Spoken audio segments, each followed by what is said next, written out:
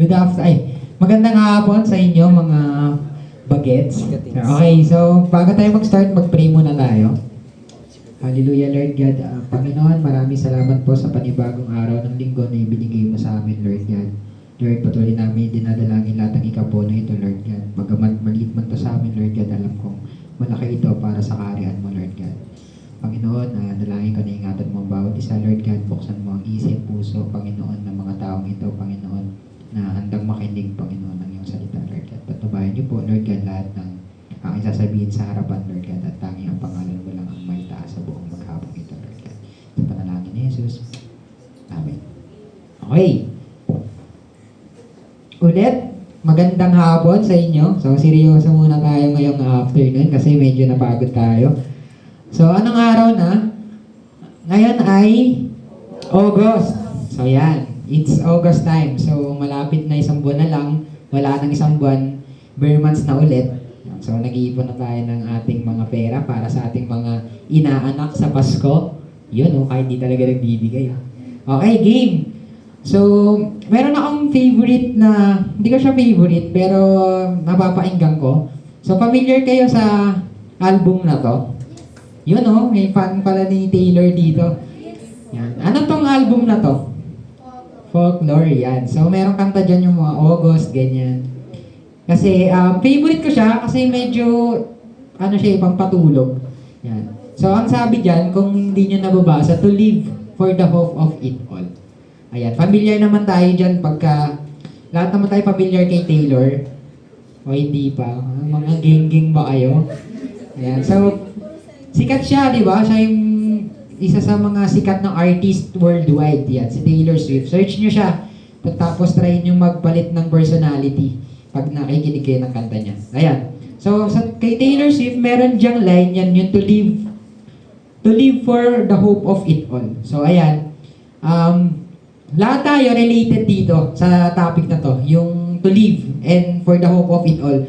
Siguro lahat tayo hopeful, may mga bagay tayong, ano ba Tagalog ng hope? Pag-asa, para sa pag-asa. So may mga bagay tayong pinaghihirapan para sa ating pag-asa, no? So may mga, ano bang example niyan? Pwedeng marami, pwedeng love, yung hope for a new chapter, for a fresh start, ayan. So we pray na yung August magbigay din ng glance sa atin, kung ano man yung mga pinagdaanan natin for the past half of the year. Okay? Clear po? Ayan. So for the next, it's August. So connected din siya dito sa topic natin. Ang may encounter natin this afternoon is yung rooted, growing deep in Christ. Familiar naman tayo lahat kay Christ, no? Ay Jesus. So it's been ilang months na rin natin siya pinag-aaralan since nag-start tayo ng youth. So I hope you are enough na medyo meron na tayong konting pagkakilala kung hindi pa ganun kakilala kung sino ba si Jesus sa buhay natin. Okay. Yan. Sabi dito, that bring us hope to our new series which is yung August, yung Rooted Growing in Christ. Pag-uusapan natin yung decision making natin and yung journey natin sa pagpapalalim para sa ating spiritual growth. Every day kasama si Christ. Clear? Amen. Okay. So sabi dito, Christian, yung yan, usually kapag ini-introduce natin yung sarili natin, kapag meron tayong bagong friend, uy, nagsisimba ka pala, so Christian ka. So ayan, madalas natin ginagamit yung word na yan, pero naiintindihan kaya natin yung ibig sabihin pag sinabing Christian. Pag sinabing Christian, hindi lang siya basta credentials. So, sabi dyan, a follower of Christ. Ayan. Meron akong gustong example niyan na linagay ko dito. Christian is someone who follows Christ and live to reflect His character, teaching love, ayan, to be Christ-like. Of course, kasi siya yung pinaka ina-idol natin o sino yung pina-follow natin. Katulad ng mga recent example natin last time, kapag meron tayong idol, usually yun yung ginagaya natin kasi idol natin sila. So, yan, kunyari, gusto mong maging NBA star. So, sino ba yung buhay pa? Si Lebron. Tapos gusto mong maging magaling, pina-practice mo rin yan. So, ayan. So, being a Christ-like, yun yung definition para sa akin ng Christian. Okay. Isa-isa natin. Sabi kanina, live to reflect His character. Pag sinabing His, naka-highlight dyan yung red. So, yan si Jesus. So, His character. Kanino pong character? Kay Jesus. Hindi yung character ng kung sino man yung ina-idol natin, ha. So, sabi dyan, His character. So, himayin natin. It means, pag sinabing character niya, imitate the life. Sa Tagalog, ginagaya. Or duplicate. Parang ganun eh. Pero yung mas magandang term dyan, yung paggaya. O, ginagawa natin kung ano ba yung character niya. Pangalawa, attitude. Ano bang attitude ni Jesus na dapat attitude din natin? Okay? Tapos, of course, yung pinaka-importante, heart of Jesus Christ. Okay. Punta tayo sa pinag-aaralan natin, which is si Jesus. Dito, kasama dito yung thought. Pag sinabing thought, ito po yung paano tayo nag-iisip. Okay. Yung word natin, kung paano natin tinatranslate by salita, kung ano yung thoughts natin. So, lahat yan nag-i-start with our thoughts, tapos word, and ito yung action naman kapag ina-apply natin kung ano yung mga nasa word or pwedeng thought natin. Okay? So, sabi, balikan natin yung kanina, Christian is someone who follow Christ and live to reflect His character. Ang rene-reflect po natin o yung ini-imitate natin is si Jesus. So, dapat lagi tayong centered doon para hindi tayo nalilito. Okay? So, bigay tayo ng Bible verse dito. Sabi dito, so then, just as you received Christ Jesus as Lord, continue to live your lives in Him, rooted and built up in Him, strengthened in the faith as you were taught and overflowing with thankfulness. Okay. So, kung meron kayong Bible, yan, katulad ng binigay natin na advice ni Ate Arnie kanina. So, dapat meron din tayong mga Bible, kahit phone or tangible Bible, yung kung meron kayo. Meron din naman yan dito sa church kung gusto nyo maghiram para makasabay tayo lahat. Yan. So, buksan nyo lang sa Colossians 2:6-7. Yan, mababasa natin yan. So, himayin natin. Meron tayong 4 context na ituturo ngayong afternoon. So, mag-start tayo dito. So, then, as you receive Jesus Christ, di ba naalala nyo meron tayong prayer before na tinatanggap ba natin si Jesus as our Lord and Savior? Natatandaan nyo yun? Wala nang nakakatanda. So, di ba, parang if you are decided to follow Jesus Christ, di ba, meron tayong prayer doon na ako willing na akong i-follow. Di ba? It's a hard question. Parang mahirap siya gawin na mag-follow ng kung sino-sino. Di ba? Lalo na pag hindi natin kilala. Kaya inintroduce muna sa atin si Jesus Christ. Tapos kapag willing tayo to take yung life niya to be with Him, yun, ipa-follow natin siya through the prayer. Doon tayo nag-start. Sana natatandaan natin lahat yun. So, himayin muna natin to. Sabi dito, as you receive Jesus Christ as Lord, hindi siya basta parang as friend or as your mother, as your father, ganun. Ano po yung sabi? Basahin po natin yung naka-highlight. As Lord. Pag sinabing Lord, yun yung pinakamataas. O, di ba, lahat naman, meron ba kayong lino-Lord bukod kay Jesus? Dapat wala. Kasi siya na yung pinaka-superlative, yung pinakamataas na. Clear? Ayan. So, wala nang tataas pa sa Lord. So, pwede kayo maraming ini-introduce na Lord, pero si Lord of Lords, si Jesus yun. Okay po? Sasabi diyan, continue to live your lives in Him, rooted and built up with Him. So, kanino po naka-address? Kay Jesus pa rin. Him. Okay? So, rooted. Familiar po sa ugat. Yan. Pagka Tagalog ng root, ugat. Nakakapit sa lupa. Ganun po ba? So, pag rooted, ibig sabihin, yun yung natin, foundation. Diba? Pagka, metaphorically, pag naiisip nyo siya, parang may puno, tapos, yung ugat nun, doon ka naka-angkla. Sa barko, parang anchor, yun siya. Okay? Strengthened the faith, o yung Tagalog po ng faith, is yung ating pananampalataya. So, as you were taught and overflowing with thankfulness, o yung ano ba Tagalog ng thankfulness? Yung ang papasalamat. Okay? So, kung medyo nahihirapan tayo, isa-isayin naman natin yan. Okay? So, being Christian is not credentials. Pag sinabi mong credentials, halimbawa,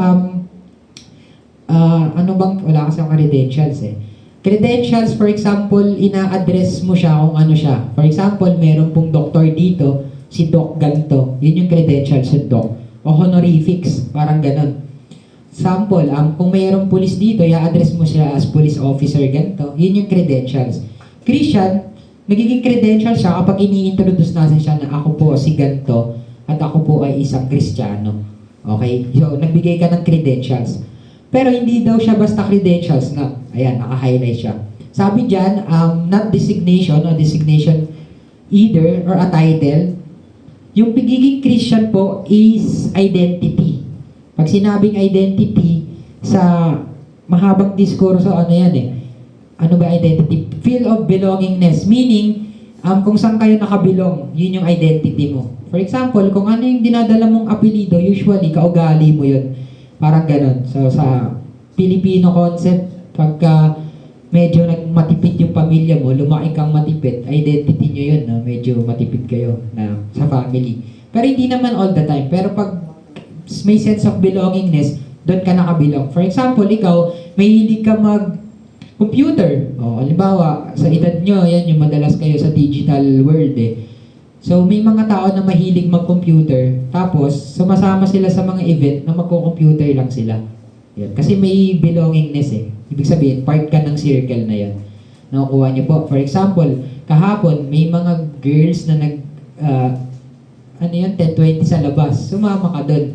So, di ba, parang may belongingness doon. May identity kayo lahat. Okay, na lahat tayo, pwede tayong i-label na naglalaro ng 10-20 kahit may edad na tayo sa church. Yun. Di ba? Okay?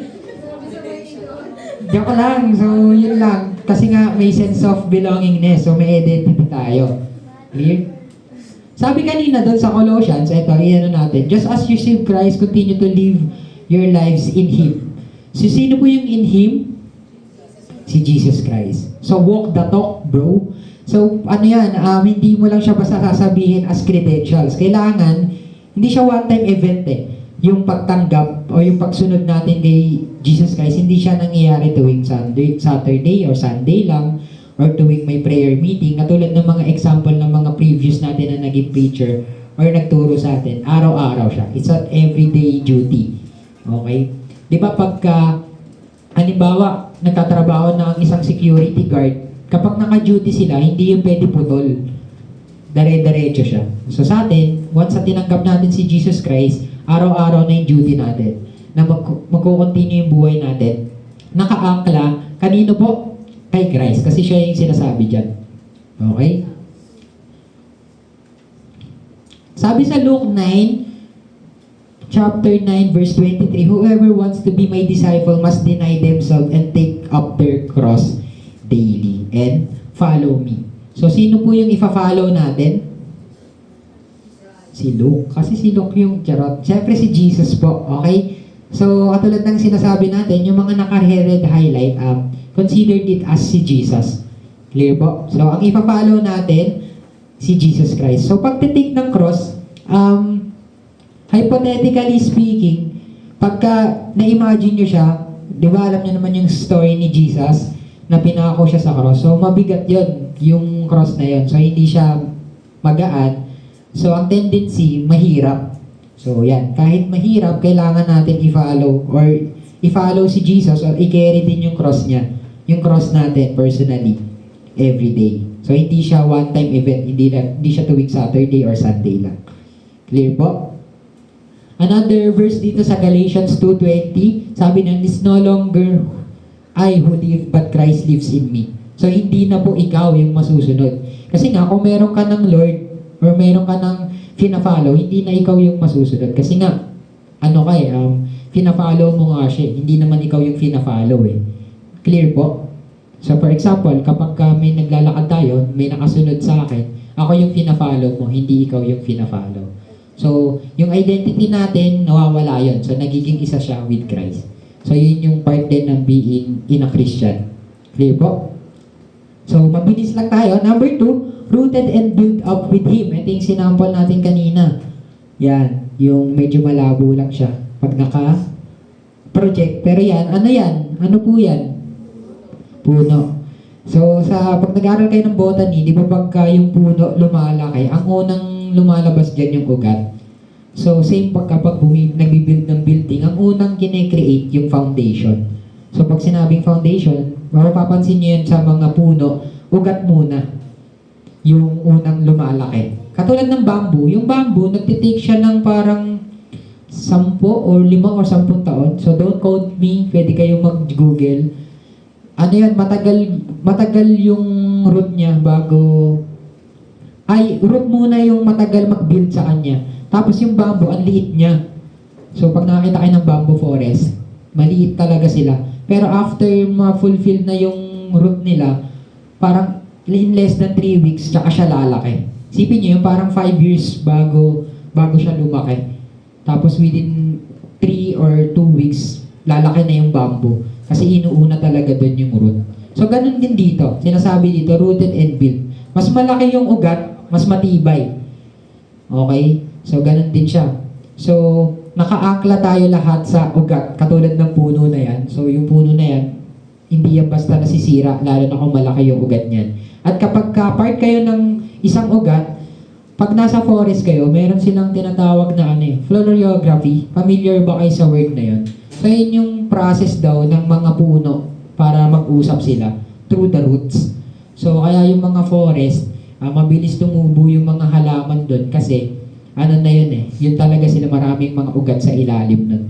So tayo din, bilang isang Kristiyano, kailangan nakaugat din tayo. At ano yung pwede natin mga maging ugat din dito sa simbahan? Yung mga nakakasama natin. So pwede tayo magpalakasan kasama nila. Naiisa yung foundation natin, which is rooted and built with, sino po? Christ. Jesus Christ. Clear. Naiintindihan niyo po? Ayan. Sabi dito, hindi sapat na tinatanggap mo lang si Jesus. Dapat araw-araw siya at sinusunod mo rin siya. Pwede ba yun na parang meron kang ina-idol or hindi mo naman sinusunod? For example, yung parents natin, hindi natin siya sinusunod madalas. May mga masasabi ba natin na mahal natin yung parents natin pag palagi natin siyang hindi sinusunod? So every once in a while, sinusunod talaga natin kung sino yung nag-uutos sa atin, kung sino yung tina-follow natin. And kahit medyo mahirap, mahal pa rin natin yung parents natin. Same with Jesus. So dapat mahal din natin si Christ para makasunod tayo ng maayos sa Kanya. Clear po? Yan.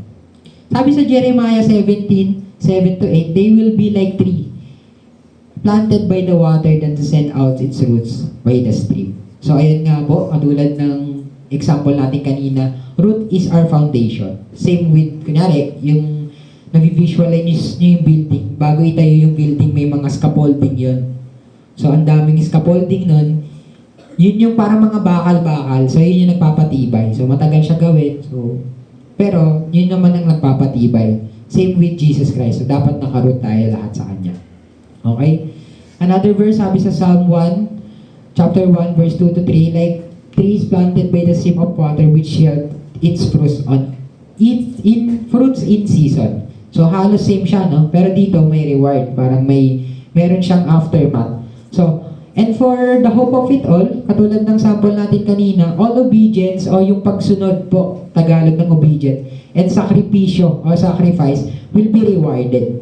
Okay? Siguro hindi man siya agad or instantly, pero sureable naman siya na rinere-reward siya ni Christ. Hindi man dito sa earth, matapos man yung mission natin, pero sure, nare-reward tayo ni Lord. As long as sumusunod tayo sa Kanya, kilala natin siya, at nag-o-obey tayo sa Kanya. May mga naiinip ba sa reward? Parang ngayon, may kakain tayo after. So, di ba parang may reward siya agad. So, dapat magalak tayo, maging magalak tayo sa season habang tayo ay na kay Jesus Christ. Clear po? Parang inaantok na kayo, ha? 3. Sabi nila, strengthened in the faith as you were taught. Pag sinabing to, tinuro. Strength in faith, every thought should be applied. Meaning, kung ano po yung naririnig natin, or tayo lahat, lagi tayo umaattend sa church ng Sunday, especially kayo na youth, dapat ina-apply din daw natin siya. So, pag sinabi na sumunod tayo, dapat sumusunod din talaga tayo. Hindi siya pwedeng, halimbawa, hindi ko na lang siya gagawin. Kasi, hindi ko pa kaya, ganun. Hindi naman siya madali talaga yung pagsunod. Pero ano ba yung inuutos sa atin ni Lord? Nakaraang topic, di ba, inuutos sa atin, share the Word of God. So, nakakapag-share na ba tayo ng Word of God? Hindi man yung personal, pwedeng in-approach na sama ka sa gawain namin. So, consider nyo yun as sharing the Word kasi nakakarinig sila ng salita ng Diyos. So may mga ganun, no? Halimbawa, yung pinaka-basic, bawal kang gumawa ng kasalanan, tapos kayo lahat nasa school, tapos exam day, hindi ka nakapag-review. So tendency, kakopya na lang ako. Pero hindi ka kumopya, pero bumagsak ka. Kasi sa isip mo, kasalanan yun. So sumunod ka ba? Yun, so technically speaking o principally speaking, sumunod ka pa rin. Kasi syempre, hindi mo ginawa yung masamang bagay. And inuutos naman sa atin na hindi tayo gumawa ng masama. Clear po? Parang hindi clear sa... Naiintindihan niyo po? Ayan. Sabi sa Romans 10:17, faith comes from hearing the message, and the message is heard through the word about Christ. So every Sunday nakakarinig tayo ng good news. Pag sinabing good news in translation, a gospel, so para ma-familiarize na kayo dun sa mga words na yon. Yung good news ay yung magandang balita. Ito yung naririnig natin, katulad ngayon, yung topic na yan. Yung word na yan, yung verse na yan, it's a good news. So naririnig natin siya. At yung pananampalataya natin, dito nag-i-start. So di ba, hindi naman siya nag-i-start kung wala kang narinig. Okay, kailangan meron kayong napapakinggan. And tuwing Sunday, alam ko naman na lagi tayo nakakarinig ng Word of God. Lahat, pati yung mga youth na nag-BBS, umahati ng devotion, lahat tayo nakakarinig. So doon nagsisimula ang ating pananampalataya. Nakukuha po? Ayan. Need ng teaching, especially kahit anong level natin, kung bata man tayo, matanda, si pastor man, sila kuya, mga leader, ganyan. Need natin lahat ng teaching. Discipleship, and of course, ang pinakamahirap gawin is yung consistency. Pag sinabi pong consistency, ito yung pagpapatuloy. Clear po? Pag sinabing consistency, from the start na nag-start ka, walang tigil. Consistent. Pero, hindi siya stagnated. Okay? Pag halimbawa, ako nagpatuloy ako, pero up and down yung decision making ko, consistent pa rin ako. Hindi ako tumitigil. Magkaiba kasi yung yung kahit nahihirapan ka na, hindi ka nagpapatuloy. So, stagnant lang yung faith mo. Pero pag consistent ka, kahit sobrang hirap, tinutuloy mo pa rin. Okay? Sana clear sa atin yun.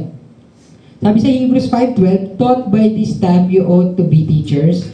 You need someone to teach you like elementary truths. Eto, gusto ko i-highlight yung elementary truths. May elementary pa po ba dito? So, meron? Si Arvin? Oo nga, no? Hindi ka pala nakapasok pa. Okay, si Arvin lang. So, pag sinabing elementary, pag nasa elementary tayo at tinuturo basics, pag sinabing basic, usually sila yung mabigat. Sa lahat ng bagay, tandaan nyo, yung basic yung pinakamahirap. Kasi hindi mo matututunan yung mga mahihirap na bagay pag di mo alam yung basic. Okay? So, for example, hindi ka makakapag-drive kung hindi ka marunong ng basic kung paano mag-drive. Okay? Kung gusto mong maging racer, kailangan mong matutunan yung mga basic. Halimbawa, sa mga basic principle, di ba? Sa pag mahilig kayo sa math, may mga basic principle dyan. Tapos, pag hindi mo siya alam, hindi mo masosolve yung ibang bagay. Same kapag nag-Rubik's Cube kayo. Di ba lahat tayo, may pina-follow tayo na basic rule. Tapos, tayo na lang yung na-navigate kung ano yung mas madali sa atin. So, sabi dito, someone to teach us elementary truths. Bakit po yan yung example? Meron akong gustong example nung sinesearch ko to, kung paano siya mas madaling ipaliwanag sa atin. We have to have faith like child. Or di ba na example na rin sa Bible, kailangan daw natin magkaroon ng pananampalataya katulad ng mga bata. Natutuwa ako kapag nakakita ko ng mga, hindi naman lagi, pero pag nakakita ko ng bata, tapos naipit sila, or nasaktan sila, ang ginagawa nila, lalapit sila sa'yo, tapos pag kinis mo sila, okay na sila. Wow, kahit ako, ganun pa rin eh. Diba? Pero diba what I mean is, nakikita niyo ba yung effort or yung faith ng isang bata na naniniwala siyang gumagaling yung sugat niya every time na ikikiss lang natin yun? So, dapat ganun daw yun. Parang ito yung pinakagusto kong example. Pero totoo nga, no?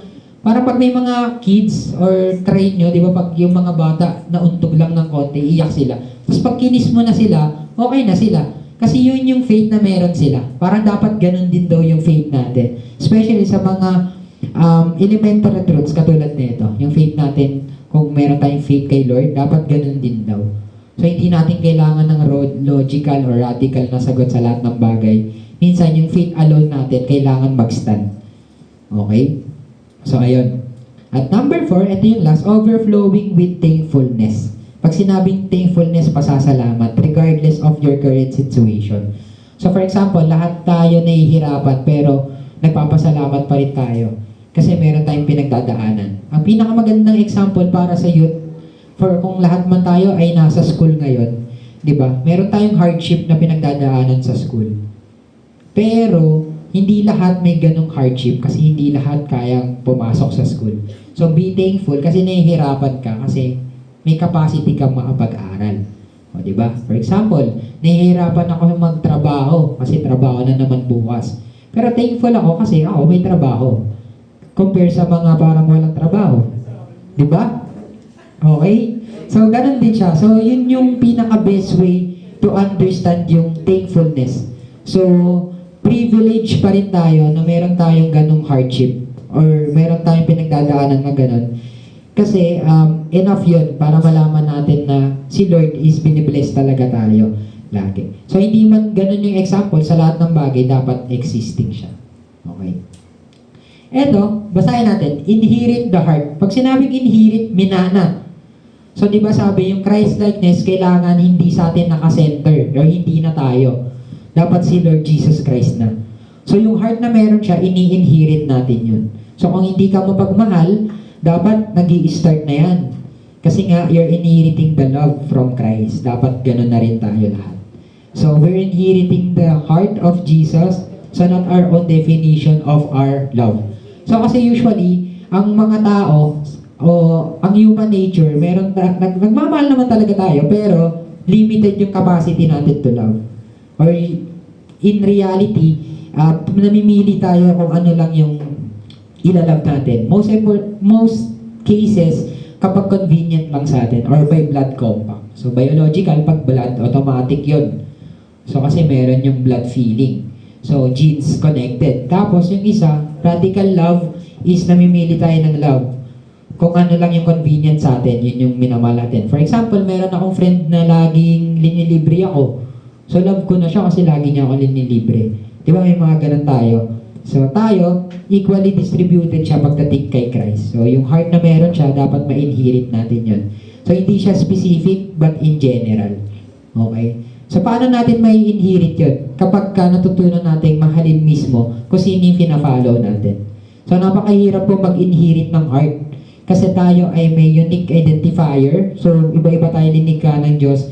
Iba-iba tayo ng growing up, pinalaki. Pero ang uniqueness or sense of belongingness natin, kailangan nakasenter kay Lord Jesus. Kasi yun na yung magiging identity natin. Once we follow Christ.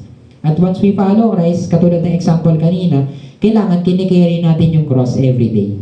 So, hindi siya every Sunday, tuwing attend lang tayo, or tuwing may Bible study, pero every day po. Okay? Another verse, sabi sa 1 Thessalonians 5:18, give thanks to all circumstances, for this is God's will for you in Jesus Christ. So, ayan. Katulad ng example kanina, every opportunity for Christ, or na binibigay sa atin, kung regardless of our situation, maganda man o hindi, opportunity na mag-take lagi kung ano yung binibigay sa atin ni Lord Jesus. Kasi I believe na hindi naman tayo pinagkukulang ni Lord. So, kailangan din natin ng matinding faith doon para i-consider yung mga ganung bagay.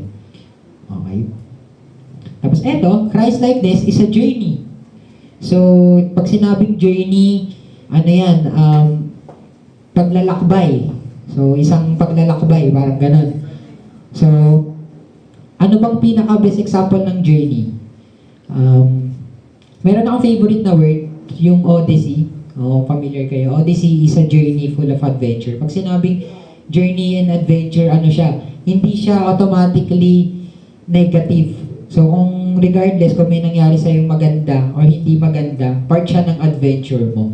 So, yung Christ-likeness daw, or yung being a Christian, is journey siya or adventure siya. So, kung may negative na nangyari sa atin, or may mga bad na nangyayari sa atin as we go along the journey, kasama yung mga sacrificial natin or yung effort natin, part yun ng journey natin or yung adventure natin sa pagsunod kay Christ. Again, hindi siya madali, pero possible siya. Basta meron tayong pananampalataya kay Jesus Christ. Okay? At sabi dito, do not be anxious about anything, but with thanksgiving, present your request to God. So, as part na nag-grow tayo kay Jesus, as sumasagot tayo sa mga pinapagawa niya sa atin, minsan, nag-aalangan na tayo sumunod kasi parang, Lord, ang hirap na nito or hindi ko na kaya. Pero sabi dito, do not be anxious about anything, but present your thanksgiving, present your request to God. Paano yan? Usually, nangyayari yan sa prayer. Pag may mga bagay tayong hindi natin alam kung saan papunta, ayun, pinagpipray na natin yun. Kung meron tayong, ang example nito, kung meron kang isang dream or pangarap, i-present mo na siya kay Lord. Kahit parang imposible siya.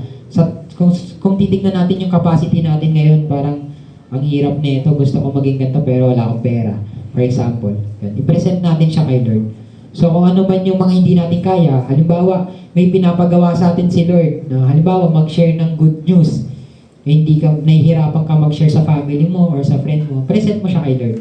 So laging ganun, yun yung pinaka-best way dyan, para ma-overcome natin yun. Kung ano man yung result nun, regardless na yun, kasi pinineset mo na siya kay God. So laging kung ano yung mangyayari, kung ano man yung decision ni Lord. So, yan yung pangatlo natin. Tapos, to end it all, ang hope or yung sa pinag-uusapan natin for the month of August, yung hope of it all, yung victory natin, nakikita yan sa pagsunod natin kay Christ. So, hindi lang siya basta na-feel or based on our emotion. May mga times na parang mahirap sumunod, nahihirapan ka personally, hindi okay or di ka stable. Pero yung hope ng reward na kay Lord. So, hindi lang basta after tayo kung ano yung reward ni Lord kasi nagsabi na tayo. Pero importantly, kasi mahal natin kung ano yung sinusunod natin. At ano yung pinaniniwalaan natin. So, for the hope of it all, kay Jesus Christ din natin yun makikita. So, rooted in Christ. So, lahat siya nakasenter kay Christ, hindi po sa sarili natin. Ano yung unang example natin kanina? Saan? Nakinig. Balikan natin. Number 1, ano po? Continue to live your lives in Him. So, dyan tayo nag-i-start mag-follow. Okay? Number 2, rooted. Inbuilt in Him. Kung naka-follow ka, kailangan sa Kanya ka rin naka-angkla o nakasunod. Pangatlo, strengthened as you were taught. So, kung ano man yung naririnig natin na message, naka-follow din yun sa pagsunod natin kay Christ. Yun ang nagpapalakas sa atin para mag-sustain kung paano natin siya sinusunod. Number 4, kung ano man yung result ng pagsunod natin, kailangan meron tayong pusong mapagpasalamat kasi ini-inherit natin yung love o yung heart na meron yung leader natin. O sino yung sinusunod natin. At again, sino po ang sinusunod natin? Si Jesus Christ. So I hope everyone, meron tayong natutunan at may pumasok sa ating mga puso na si Lord lang ang magre-reward sa ating lahat. At ang hope o yung pag-asa natin lahat, nakukuha natin yan kay Jesus Christ. Clear po? O yan. So, hindi ko na sinulat dyan yung application natin. Pero, ang gusto kong ilagay sa atin na pag-usapan natin sa small group natin, yung hope natin kung paano tayo mas lalalim pa sa Panginoon. So, pwedeng sa prayer yon, ganun. Sa prayer or through our Bible study. Kung wala man pa tayong group, magtanong tayo. Katulad sa amin, sa mga lalaki, wala pa kasi kaming solid na Bible study. So, we pray na magkaroon kami nun. So, ayun, para mas matutunan natin. Kasi kung umaattend lang tayo every Sunday ng youth fellowship, ang hirap malaman kung ano yung mga sinasabi sa unahan. So, kailangan magtanong tayo ng ganun. So, ayun lang. And have a good afternoon, everyone. Tapos, mag-pray na tayo. Okay? Hallelujah, Lord God, Panginoon. Maraming salamat po sa panibagong araw, Lord God, na